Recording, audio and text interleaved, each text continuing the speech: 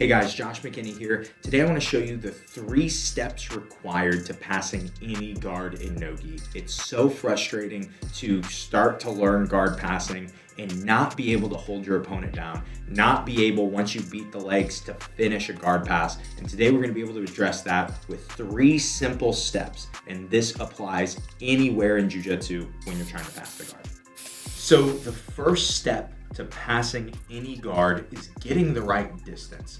And the problem is people love to learn individual guard passes and then they don't realize that there are just a few things that are going to happen over and over again, no matter what type of pass you're doing and no matter what type of guard you're trying to pass. And so we'll start with just the simple idea of a Toreando pass.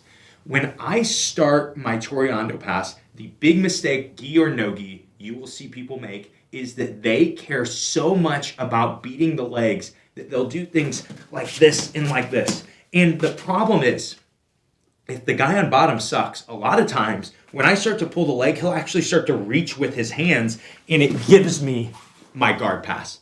The problem there is that's really just a bad habit. If I don't close the distance, when I go with somebody good, I can go side to side, but he doesn't even have to respond at all because I'm not winning distance. The distance that we look for when we're trying to pass the guard, you hear the term chest to chest a lot. I like the idea of chest over chest, and that will bring us to the next step. So if instead of going Toreando and saying, I'm just gonna try to beat the legs, I just get the feet a little out of my way, and then I begin to close my chest over chest distance. What happens here is if he didn't stop me, if he didn't use his hands, I would just continue to get close and start to pass his guard. But when I start to actually threaten my distance, he has to catch me. And that is our next thought, is once I win distance, I apply my weight. So after I beat the legs, I start to get close, my weight is being applied to that chest over chest idea. And the reason that this matters so much is now I can get into the third step. Jeff is holding me up, and he could probably hold me up for a long time here, right? And the thing is, he can only hold me, though, in one very specific direction. Anytime someone's framing you, and you actually start to feel the frames happen, you can say, like, well, if I were to just turn my angle, I'm able to complete my pass very easily there, okay? And that comes from the third step. And the third step is deflecting the frames.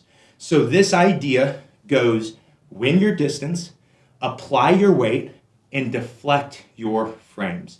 This idea was taught to me by Henry Akins about 2 years ago. And as I've gotten to do it more and more, I started to realize, oh, this is how you pass every single guard. So now let's start to look at some of the frustrating guards you'll deal with in no-gi. Obviously, if we could just be disconnected and Toreando everybody, that would be ideal. But a lot of times on your entries, you start to get stuck in certain places. And this is where you will tend to see people start to talk about passing no-gi. A big mistake that people will make is that they won't win distance and they'll try to use your hands. To me, your hands are your problem solvers. Your hand fighting is not until I need them. Because as soon as I start to open with my hands, it gives him a chance to attack me. Versus if I keep my elbows tight and start to win distance, now when I start to open with my hands, I can start to use my passes a lot easier.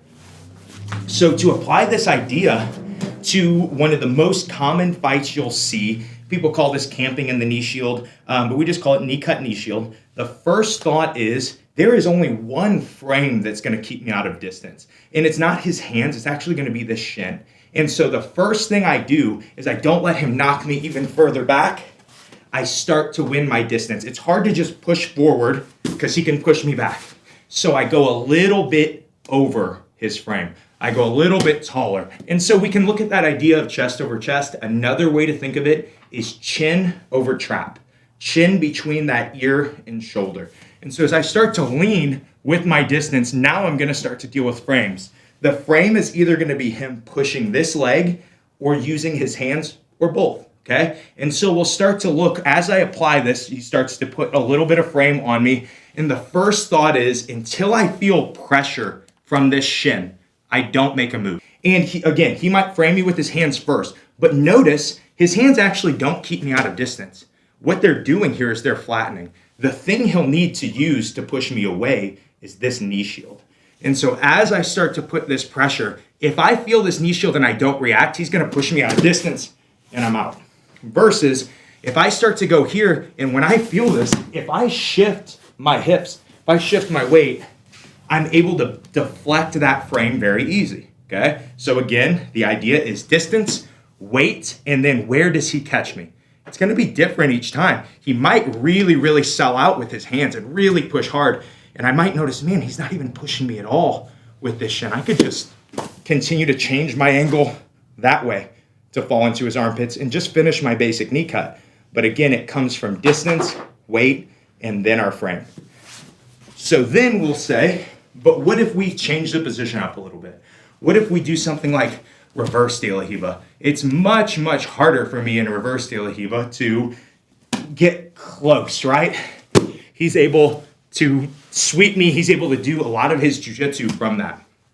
And so the first thing that I will do when we talk about frames, we talk about winning distance, I've kind of won pretty good distance here. The problem is there's too much space. The bottom guy's job is pretty much to create space and use that space to submit us or sweep us. The top guy's job is to suck that space up. And so in this situation, so often we've made this little contract of like, hey, this is the distance that I play against reverse de la Riva. We see so many high-level guys do this. They hang out, and every time the guy gets underneath. Something you can do, it's really, really easy, is if I just start to suck up my distance early. Now, as he goes to move, that's when I'm able to start to hit my guard pass. But again, these are steps. I don't fall on him and then move.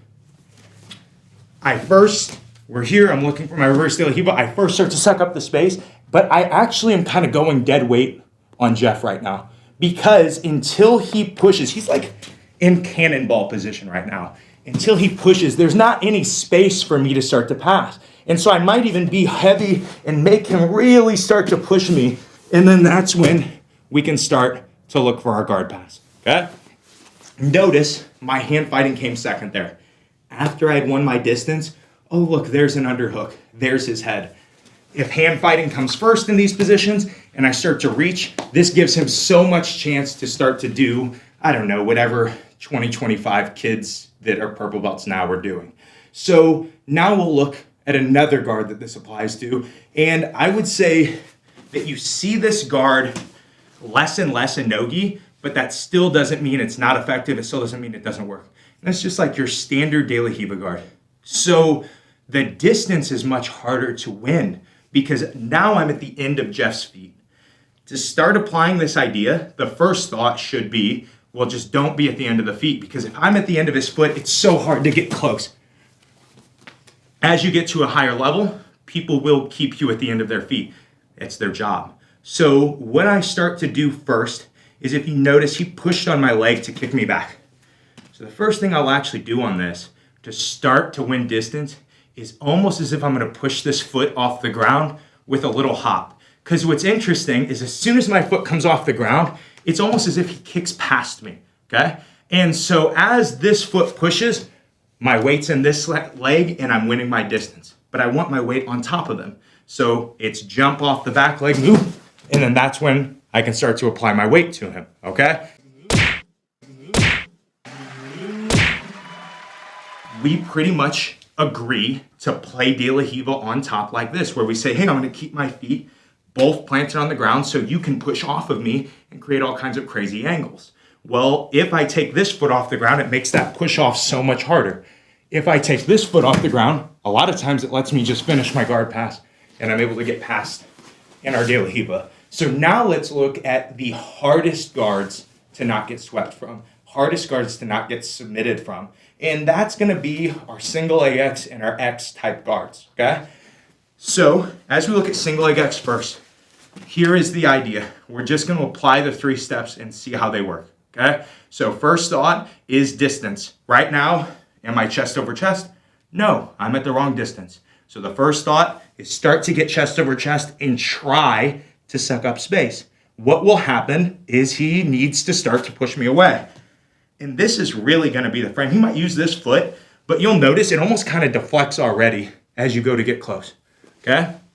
As we start to put that pressure, you will notice that there's this point that he actually has to carry you with this leg. And this gives you a few options. And I think the simplest one is to just pull your foot out, okay? So we're here.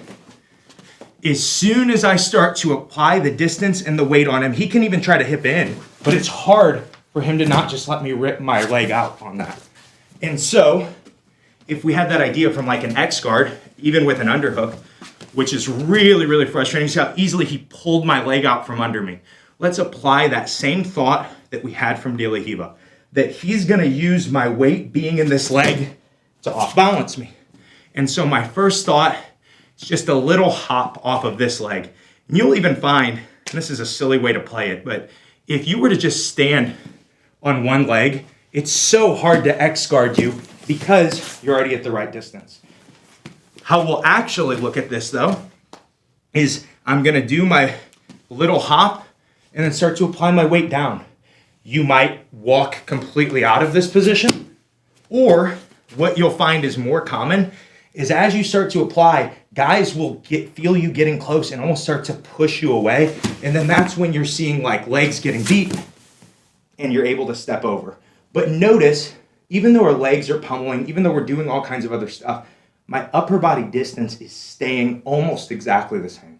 And so you can use these 3 steps over and over, any guard you're getting caught in. And how you do it is a few questions. First, am I at the right distance? If the answer is no, then that's your job. Get chest over chest. Second, once I'm chest over chest, am I applying my weight? Am I trying to suck up all the space? If the answer is no, well, start to apply your weight. Start to suck up all the space. And then the third step is, once you're there, what's keeping me out of distance? The answer is always frames. It's always gonna be, this person is pushing me away. Can you deflect the frames? Can you take your weight from one angle and slightly shift the angle to be able to deflect the frames? And those are the 3 steps to passing every single guard in no-gi.